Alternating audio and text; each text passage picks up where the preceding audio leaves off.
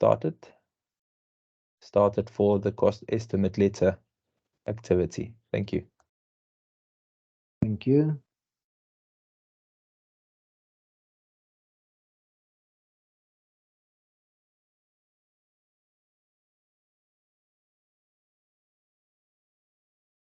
Okay, so for the cost estimate, we've got a slightly different example, mainly because on the previous example, there's very little impact on the network and very little that's required to be done.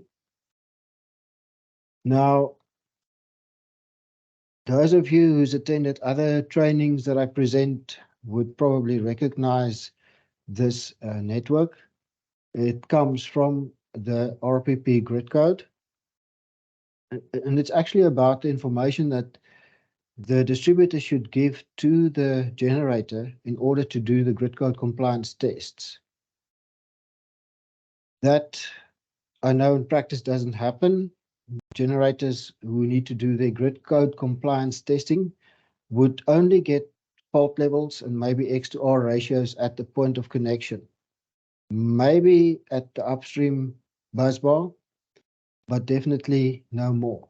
So that's the reality, that they don't receive that. But if you want to do a grid impact study, you definitely need a little bit more. Now, I use this network just to say, well, okay, we've got a customer who wants to connect a generator at this point. And talking about, and this is, okay, yeah, all of these extra forms are actually coming into, we'll look at this again tomorrow. But the bottom line is that this customer has got 3 megawatts of generator and PV that he wants to connect at this point. The grid impact study showed that this line 1, line 3, and the transformer may be overloaded during some conditions, or some specific problem was identified. Maybe the voltage rise at this node here is too much, and therefore you want to reduce the impedance back to the upstream network. So eventually the option that was identified in the network strengthening study is that lines 1 and 3 need to be upgraded to a thicker conductor, as well as this transformer needs to be upgraded. So the question is now the customer needs a cost estimate. So what are we going to do here? So I'm going to share the cost estimate letter. Or is this zoomed in enough? Yeah, it's big enough. Thank you. Okay, so if you have any friends who's done anything in relation to any IPP, especially during the REAP windows, you would probably have, if you ask them nicely, be able to see a similar letter. It is based on the Eskom letter that they do issue to the customers. And basically, it's yes, it's a letter. There's some introductions referring to the facility that requested to connect. Then there's definitions and interpretations. And what I do want to go, okay, there's like connection charge. Charges recouped or to be recouped by the distributor from the customer for the connection cost of the connection works. And that includes a standard connection charge, if it's a standard connection, or even a premium connection charge if it's a premium connection. Now, premium connections usually have higher reliability or better guaranteed power quality performance. Then There's also dedicated connection equipment. Uh, that's the assets forming part of the connection equipment that are created for the sole use of the customer at the time of construction to meet the customer's technical specifications, and it's unlikely that these would be shared in the planning horizon by other customers. So that is what we also discussed with the small scale embedded generation, dedicated equipment. It's only for that customer's use. And typically the customer has to pay for all of that. Deep connection equipment, I think that is a term that we have used and not everybody might be familiar with. So that's any connection equipment that are not dedicated. So it's anything that gets shared between different customers. And here is also where the pricing policy needs to come in. Can the municipality partially fund some of this deep connection equipment, or is the customer expected to pay everything? There are philosophies where you say, well, you're the first customer, you pay for everything. And when the next customer comes, you can get, let's say, half of that back because the customer will then, the new customer pays half and you get that returned. In practice, to implement that is not very easy. But so that's a pricing policy that the municipality has to consider its financial situation. Also, a lot of this would improve the network. So you might, from a future cost recovery point of view, be able to justify that expenditure. Okay, so those are the important definitions I just wanted to highlight. There's a lot here, and we will share this document as well. Then on the technical consideration or conditions, this is very much the information that would also go in the connection use of system agreement. So what's the maximum export capacity of the facility? That's the size of the generator. What is the voltage level of connection? What will the customer pay for? There's some guarantees on network performance and quality of supply. And eventually, there's assumptions and scope, tells you what is it's typically standard connection equipment or premium connection equipment, any other assumptions, if there's land development that's required from the municipality side, what are the costs implied with that? Environmental impact assessments, things like that.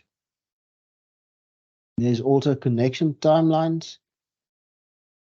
And here it comes to, it's possible to select a self-built option. So let's ask the question in the reverse. Who does not understand what self-build means? Let me go back to the presentation.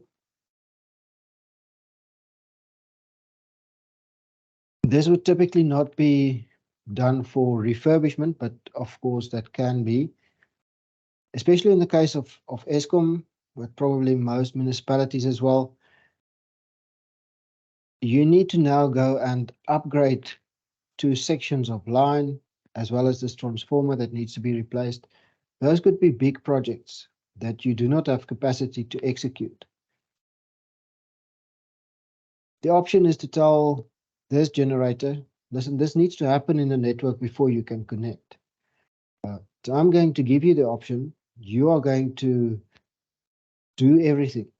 You do the design. It goes through our technical approvals. You're going to, in Eskom's case, do the financial and economic evaluation, and it'll go through our approvals. Although that is less important if it's not the distributor who pays for it. But definitely the technical safety requirements, those would be according to the distributor's requirements and technical specifications. Then they go out, procure the equipment, get whoever to install and construct. And at the end, the distributor goes and does the sign off that all of this is built according to A, what was approved, and B, according to spec. The customer has now paid for everything, but once the distributor signs it off, this becomes the property of the distributor, as if the distributor had done it themselves. So it's just a different way of getting a lot of these costs and processes approved without having to go through the distributor's own processes, because the responsibility for getting everything sorted is moved to the customer. That might not be in the budget to do these upgrades. So that could wait for a few years before that can actually happen. The customer can do it much quicker. The other point was that, okay, in Eskom's case, they also say they are much more expensive to do this than what a construction company and an EPC could do it for. So that is the self-build option.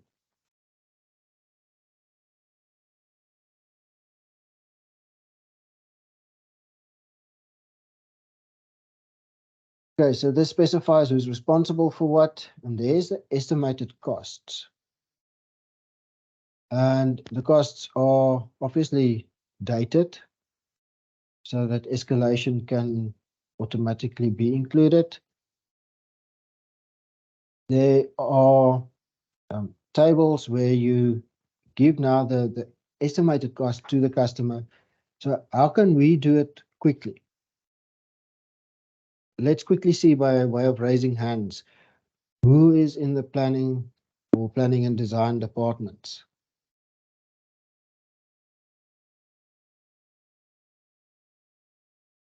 I think people have fallen asleep, because I know a few people who've spoken of being in the planning department. There's Thank one. you. Two. Okay. So you might know some of the equipment by heart, what the expected costs are, but I think most people don't. So what we do have, and I think you've posted the link on the training website as well. Yes, it's under materials. Okay, so there is a spreadsheet. It was designed for the cost of supply studies, but there are useful costs for typical equipment that one would require. Now, I'm not going to try to use this cost of supply study spreadsheet. I don't know it. So I'm going to do it from scratch into a new spreadsheet. Just zoom in a little bit. And I'm going to go to, just going to copy this table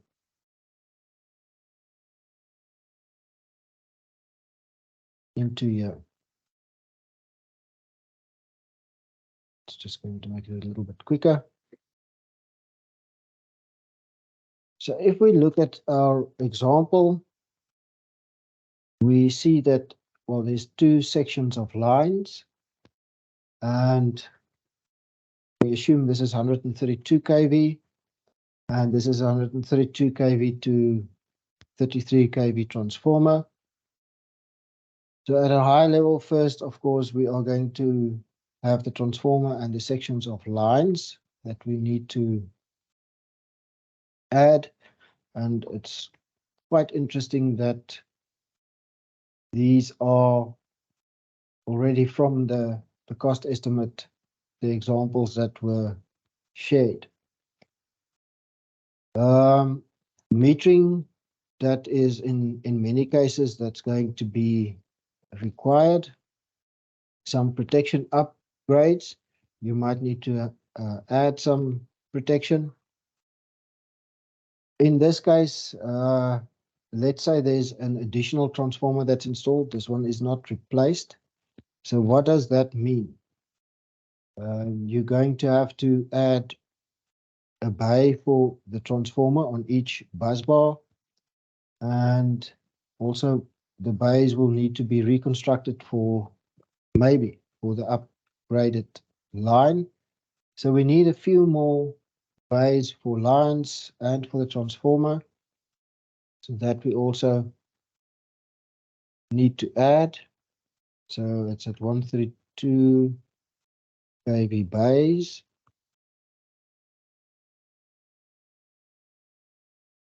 So that's just at a high level, a few of the things the planners and the designers would probably add quite a list. But if you go to the spreadsheet, I thought this was 2022 data, but I think Tanaka says this is 2021 data. So just do the escalation. You can see, for instance, there are incomer bays outdoor with an estimated cost per unit.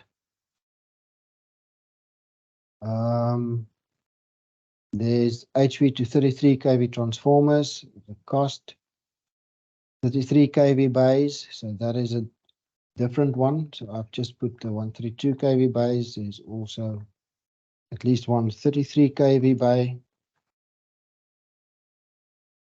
And what I need to add here is the quantity, the unit cost, and then the total cost.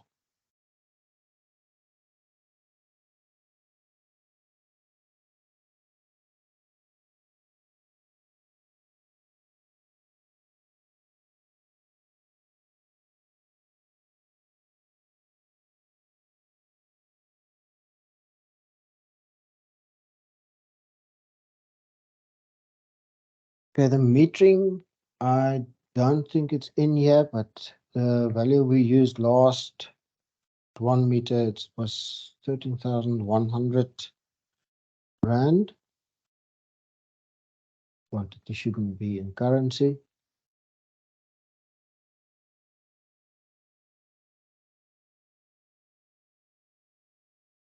The transformer, where was it? HV to 33 kV transformer, 13.27 million.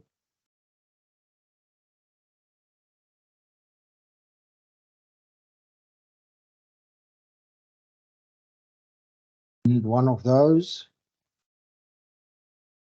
The 132 kV line that we need to construct,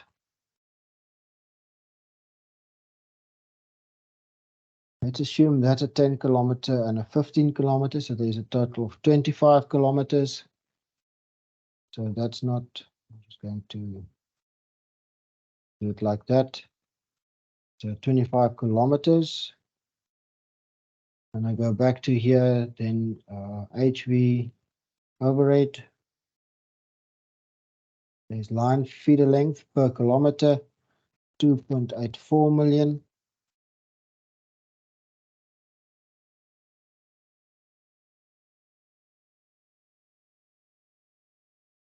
The HV bays, 1, 2, 3, 4, 5. Everybody follow that?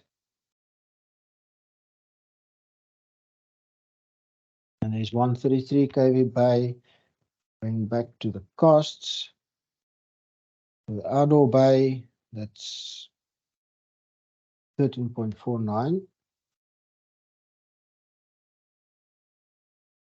Let's look at the, there's an MV bay. Let's put that one there. I don't remember if there's anything on the protection. I think the protection is probably included in the bays. I'll have to double check that. Okay, so this, I think you can use at least for the cost estimate letter phase. There's information that's available. Your planning department might have something very similar. This is provided for those municipalities that do not have any indication. And set up such a spreadsheet upfront for yourself. And then you can just do the total.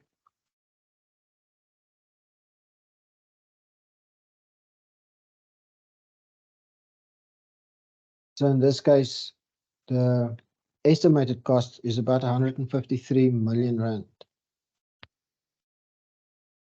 for this customer to connect the generator. Now, of course, a 3 megawatt generator is not going to really affect a 132 kV line. So this is completely out of context, but I think, or I hope you followed what I wanted to show you, and that it's not difficult to even do it yourself from scratch. The only thing is that you probably need some of these costs just in order to have a starting point. And once the customer accepts this cost estimate, then you can go into the detailed design, network strengthening, making sure that you didn't miss anything. All right.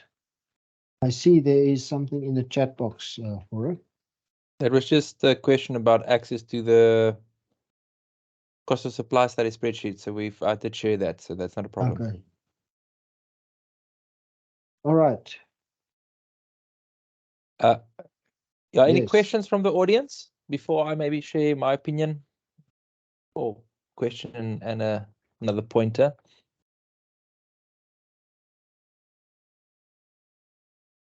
I think maybe just a few pointers for our listeners and our colleagues. I think the first thing is to be aware that template cost of supply study document, Gerard, we will share that with the people, right? The anonymized one. So you will be able to utilize that as a template. You are more than welcome to amend the cost estimate letter to your needs.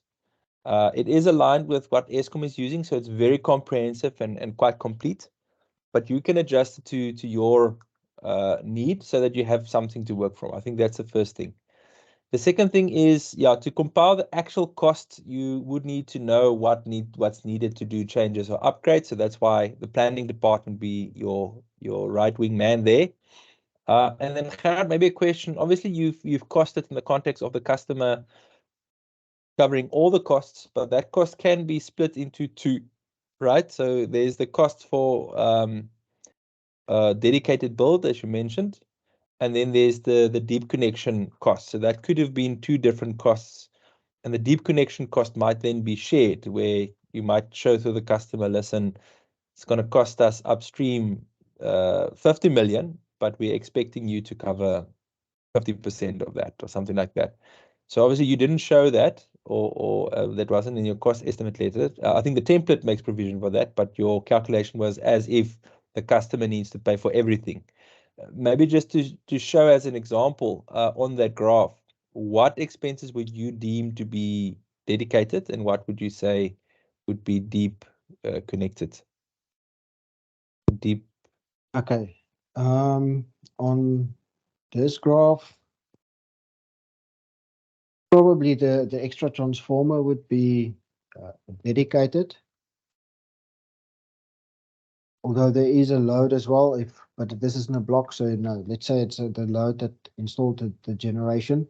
So that would be dedicated. The bay on this 33 kV side would be dedicated, and even on the 132 kV side.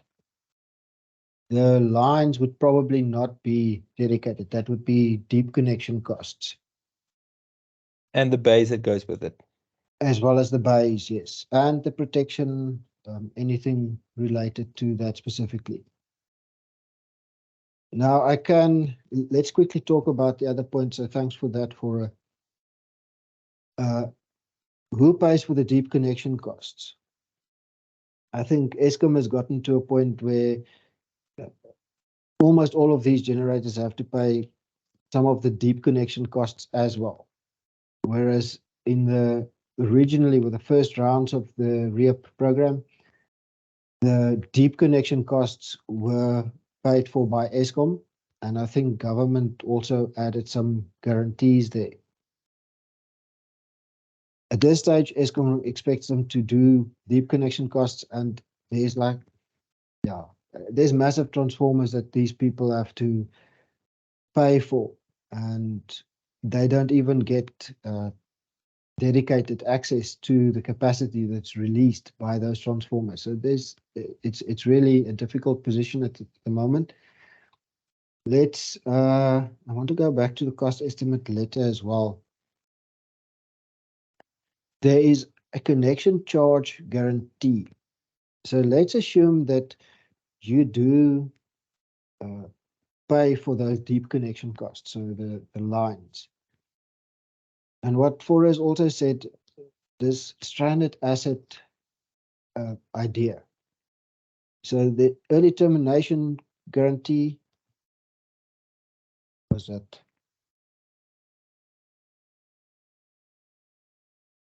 I know it's in the KO side, so but I'll share that maybe what happens there is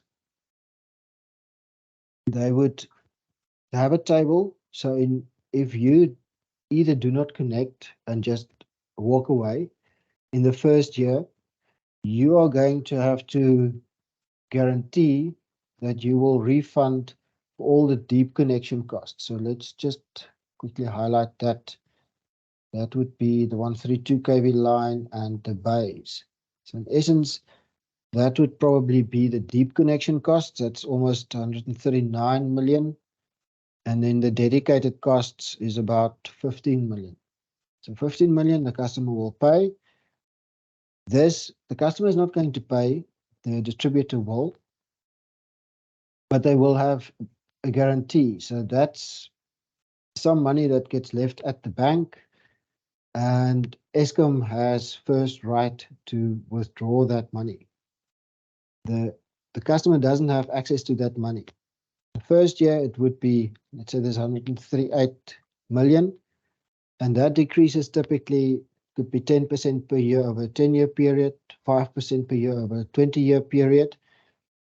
And so the deep connection costs, let me do it as a separate.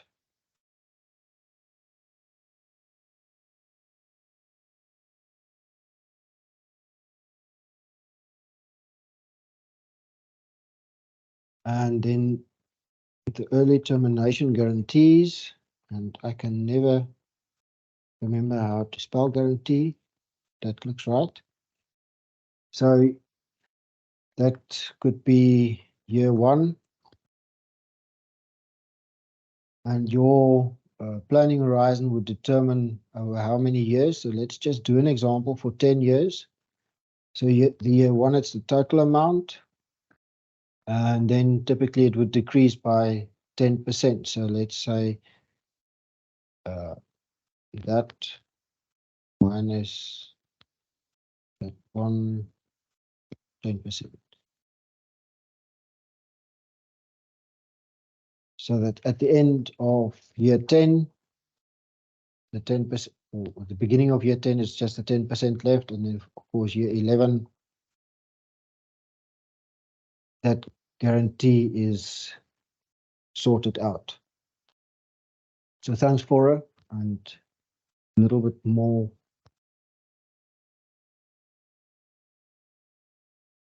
information. Great. Thank you, Gerard. Are there any other questions on the cost estimate letter? We've got 2 minutes left. Yeah, see Abdullah also needs to leave. Noted. Okay. If there's no questions or comments from anyone? Okay, so what is left then is the quiz questions. I will share it on the if everybody is on the WhatsApp, I can actually share it here as well. So let me quickly send the quiz question. I'll put it in the WhatsApp group as well so that you can have a look at it this afternoon. So just please complete the quiz question before tomorrow. Gerard, are there any specific documents they can review for tomorrow's session?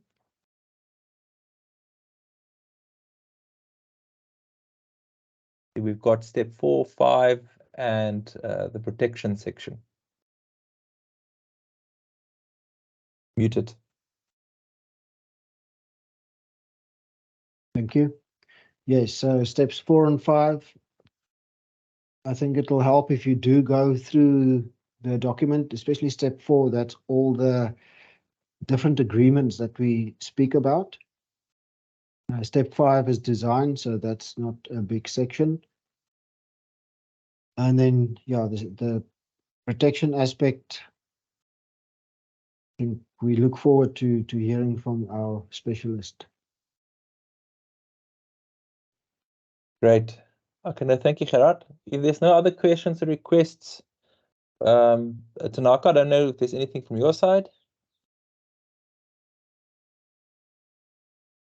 Nothing to add from my side, but maybe just thank you to everyone who's still on the call, and we're definitely looking forward to engaging with you tomorrow.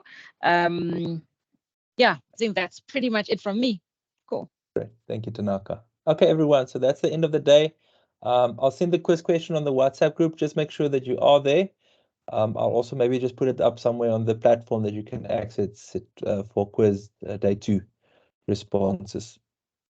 Okay, so keep us posted. Please keep safe. See you tomorrow. We'll start at 9. You can start joining from 8:45, and then we will continue tomorrow with lesson 4. Oh, sorry, step 4 and 5, lesson 6 and 7. Everyone, Thank you, unless it's a pleasure. Unless there's any other questions, please, if we are available. So if other needs to leave, you're welcome to leave.